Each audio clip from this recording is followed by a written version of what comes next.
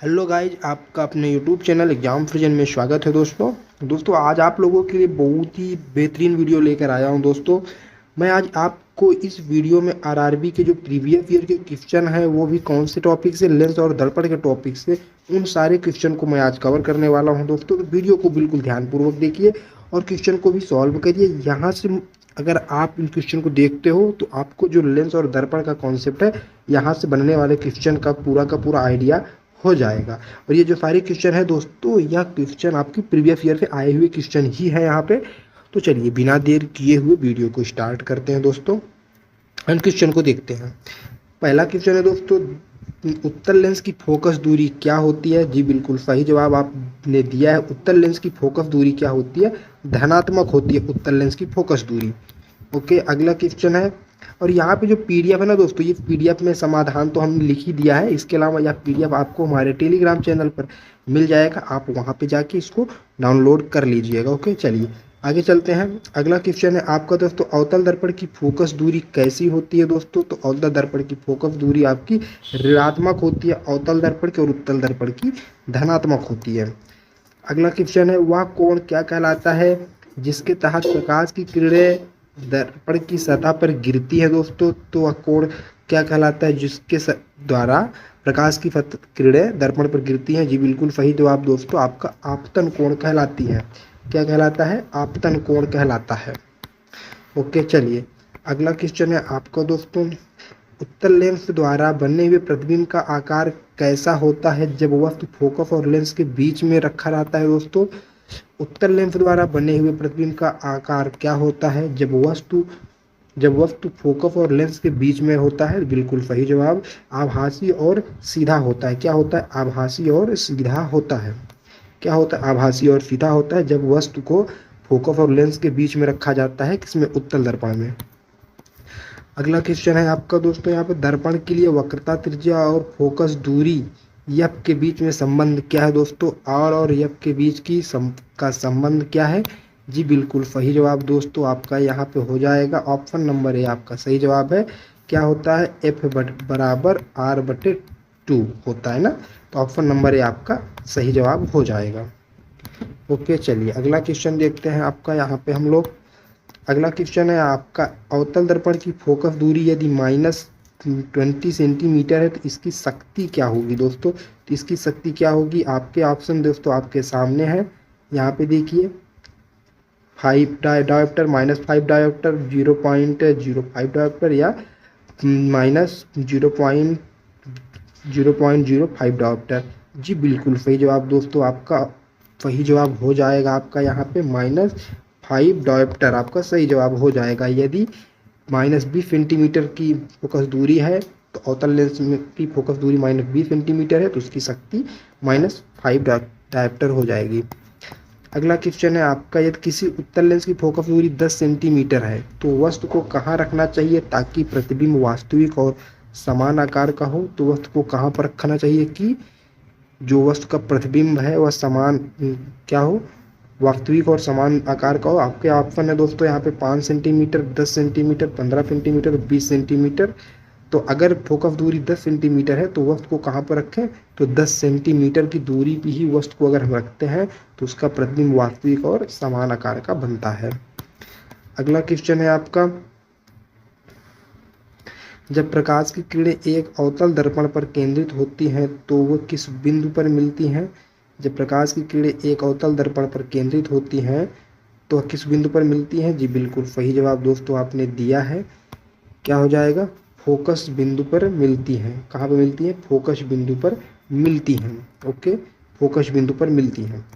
अगला क्वेश्चन है आपका, उत्तल लेंस की एक वस्तु 30 सेंटीमीटर की दूरी पर रखी गई है और लेंस की फोकस दूरी 15 सेंटीमीटर है, तो प्रतिबिंब की स्थिति और आकार क्या होगी? दोस्तों तो प्रतिबिंब की स्थिति और आकार क्या होगी बताइए? 30 सेंटीमीटर वास्तविक बनेगी, 30 सेंटीमीटर आभासी बनेगी, 60 सेंटीमीटर वास्तविक बनेगी, 60 सेंटीमीटर आभासी बनेगी।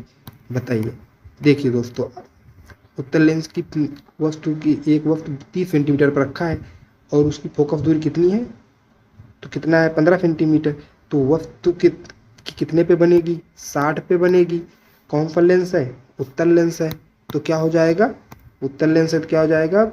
आपका वास्तविक बनेगा, 60 सेंटीमीटर पे वास्तविक बनेगा। अगला क्वेश्चन है आपका, किस प्रकार का प्रतिबिंब उत्तल दर्पण में बनता है दोस्तों?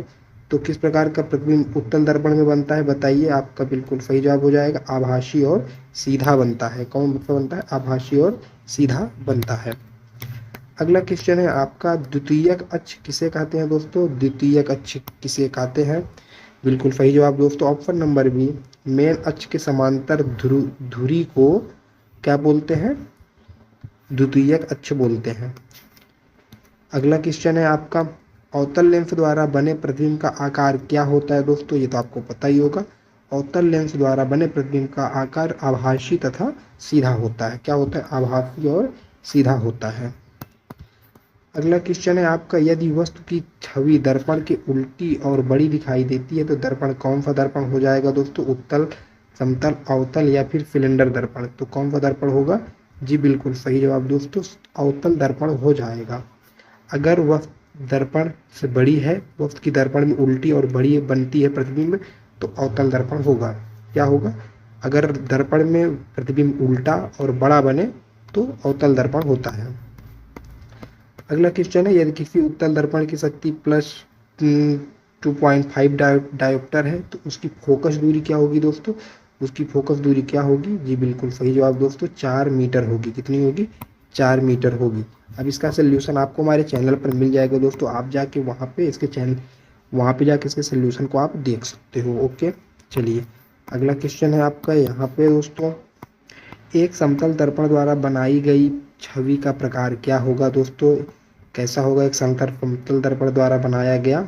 जी बिल्कुल सही जवाब, आभासी और सीधा होगा। क्या होगा? आभासी और सीधा होगा। समतल दर्पण में बना प्रतिबिंब क्या होता है? आभासी और सीधा होता है।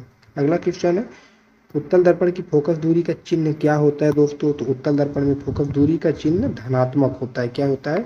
धनात्मक होता है। चलिए अगला क्वेश्चन है, किस प्रकार का लेंस दूरदर्शिता के लिए उपयोग किया जाता है दोस्तों? तो किस प्रकार के लेंस का यूज किया जाता है? जी बिल्कुल सही जवाब, उत्तल लेंस का यूज किया जाता है दूरदर्शिता के लिए। अगला क्वेश्चन है, यदि किसी अवतल दर्पण की फोकस दूरी -25 सेंटीमीटर है उसकी शक्ति क्या होगी दोस्तों? आपके ऑप्शन आपके सामने है। जी बिल्कुल सही जवाब आपका -4 डायोप्टर होगा। अगला क्वेश्चन है, उत्तल लेंस में वस्तु को कहाँ पर रखना चाहिए ताकि प्रतिबिंब अनंत पर बने? तो उत्तल लेंस में वस्तु को कहाँ पर रखें कि उसका प्रतिबिंब अनंत पर बने? जी बिल्कुल सही जवाब, फोकस पर रखने पर उसकी जो प्रतिबिंब है अनंत पर बनती है। अगला क्वेश्चन है, प्रकाश की किरणें अवतल दर्पण में किस प्रकार परिवर्तित होती हैं? प्रकाश की किरणें अवतल दर्पण में किस प्रकार परिवर्तित होती हैं? बिल्कुल सही जवाब दोस्तों, समांतर किरणें मिलती हैं। समांतर किरणें मिलती हैं, फैलती नहीं है। अवतल दर्पण क्या होता है? समांतर किरणें मिलती हैं। ओके, चलिए अगला क्वेश्चन है, अवतल दर्पण में समांतर किरणें एक ही बिंदु परावर्तित होकर एक ही बिंदु पर मिलती हैं। यहाँ पे हमने समाधान को भी मेंशन कर दिया है। अगला क्वेश्चन है, किस प्रकार के दर्पण पीछे देखने वाले दर्पण के रूप में इस्तेमाल किए जाते हैं? तो गाड़ियों में कौन से दर्पण लगे होते हैं जिसमें पीछे देखते हैं रियर व्यू को? जी बिल्कुल सही जवाब, कौन सा देखते हैं? उत्तल दर्पण लगा होता है। कौन सा लगा होता है? उत्तल दर्पण लगा होता है। अवतल लेंस द्वारा बनाए गए प्रतिबिंब की स्थिति और प्रकार क्या होगा जब वस्तु अनंत पर हो? जब वस्तु अनंत पर हो अवतल लेंस में तो प्रतिबिंब कैसा बनेगा? ऑप्शन आपके सामने है दोस्तों, फोकस पर आभासी, फोकस पर वास्तविक, फोकस पर सीधा, अनंत पर आभासी। जी बिल्कुल सही जवाब हो जाएगा, फोकस पर आभासी बनेगा। क्या बनेगा? ऑप्शन नंबर ए, फोकस पर आभासी बनेगा। प्रतिबिंब की स्थिति क्या होगी? फोकस पर होगा और आभासी होगा। अगला क्वेश्चन है, उत्तल लेंस में फोकस दूरी और वक्रता त्रिज्या के बीच में संबंध क्या होता है? तो बिल्कुल सही जवाब, F बराबर R/2 होता है। ऑप्शन नंबर बी आपका सही जवाब। अगला क्वेश्चन है, उत्तल दर्पण में बना प्रतिबिंब कैसा होता है? तो उत्तल दर्पण में बना प्रतिबिंब आभासी और सीधा होता है। अगला क्वेश्चन है, किसी वस्तु पर उत्तल लेंस द्वारा बने प्रतिबिंब का आकार क्या होगा? प्रतिबिंब का आकार उत्तल लेंस पर बने बड़ा और वास्तविक होगा। क्या होगा? बड़ा और वास्तविक होगा। अगला क्वेश्चन है, जब वस्तु अवतल लेंस के फोकस पर रखी जाती है तो प्रतिबिंब कहाँ बनता है? जब वस्तु अवतल दर्पण के फोकस पर रखी जाती है तो कहाँ पर बनता है? जी बिल्कुल सही जवाब, अनंत पर बनता है। किस पे बनता है? कहाँ पर तो प्रतिबिंब कहाँ बनता है अगर फोकस दूरी पर रखी जाती है? ऑप्शन है फोकस पर, अनंत पर, केंद्र पर। तो सही जवाब हो जाएगा अनंत पर बनती है। कहाँ पर? अनंत पर बनती है। चलिए अगला क्वेश्चन है आपका, किस प्रकार का लेंस मायोपिया निकट दृष्टि दोष को ठीक करने के लिए यूज किया जाता है? तो निकट दृष्टि दोष में कौन से प्रकार का यूज किया जाता है लेंस, बताइए? जी बिल्कुल सही जवाब आपका हो जाएगा अवतल लेंस का यूज किया जाता है निकट दृष्टि दोष में। अवतल लेंस का यूज किया जाता है निकट दृष्टि दोष में आपका। अगला क्वेश्चन है, प्रकाश की किस घटना के कारण पानी में पेंसिल टेढ़ी दिखाई देती है? तो अपवर्तनांक के कारण पानी में पेंसिल टेढ़ी दिखाई देती है। ऑप्शन नंबर ए आपका सही जवाब रहेगा।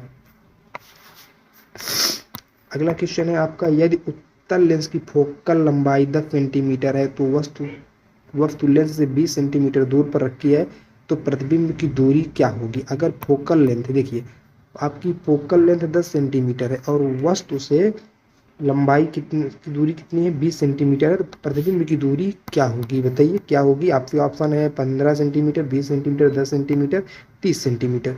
जी बिल्कुल सही जवाब आपका हो जाएगा 20 सेंटीमीटर पर बनेगा, 20 सेंटीमीटर पर बनेगा। अगला क्वेश्चन है, अवतल लेंस की वक्रता त्रिज्या 30 सेंटीमीटर है तो इसका फोकस बिंदु कहाँ बनेगा? अगर 30 है तो फोकस बिंदु बिल्कुल इसके आधे पे बनेगा। कहाँ पर बनेगा? 15 सेंटीमीटर पर बनेगा। एक अवतल लेंस की फोकल लंबाई -10 सेंटीमीटर है, वस्तु की दूरी 15 सेंटीमीटर है, तो प्रतिबिंब की दूरी क्या होगी? अगर देखिए फोकल लंबाई कितना है? -10 सेंटीमीटर है और वस्तु की दूरी 10 सेंटीमीटर है, तो प्रतिबिंब की दूरी कितनी होगी? -6 सेंटीमीटर, -10 सेंटीमीटर, -30 सेंटीमीटर, -15 सेंटीमीटर। तो सही जवाब आपका हो जाएगा -10 सेंटीमीटर पर बनेगी अगर अवतल लेंस है तो। ओके चलिए अगला क्वेश्चन है, यदि किसी उत्तल दर्पण का फोकस बिंदु 10 सेंटीमीटर है तो उसकी वक्रता त्रिज्या क्या होगी? अगर फोकस 10 सेंटीमीटर है तो उसकी वक्रता त्रिज्या आपकी 20 सेंटीमीटर बनेगी। कितनी बनेगी? 20 सेंटीमीटर बनेगी।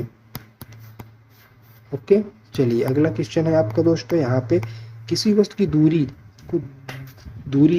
2f मतलब 2 गुना फोकल लंबाई पर है तो और उत्तल लेंस का फोकल लंबाई 10 सेंटीमीटर है तो प्रतिबिंब की दूरी क्या बनेगी? अगर 2f पर उसकी लंबाई है, फोकल लंबाई, और 10 सेंटीमीटर है तो प्रतिबिंब की दूरी कितनी बनेगी? जी बिल्कुल सही जवाब दोस्तों आपका 20 सेंटीमीटर पर बनेगा।